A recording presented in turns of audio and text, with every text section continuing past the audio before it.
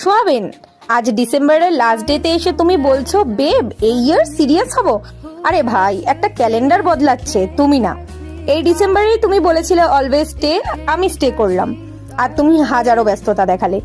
এই 365 দিনে তুমি আর আমি 720 বার ঝগড়া করেছি, আর প্রতিবারই কিন্তু তোমারই দোষ ছিল।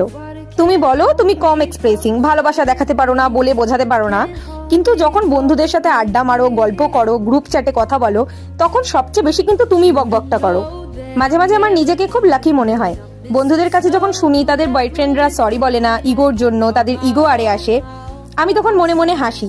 কারণ প্রতিটা অভিমানে আমার, তুমি তোমার মেল ইগো সাইডে রেখে কিছু না বুঝেও কেন আমি রেগে আছি, কি জন্য আমার অভিমান হয়েছে, কতবার সরি বলো খালি আমাকে মানানোর জন্য।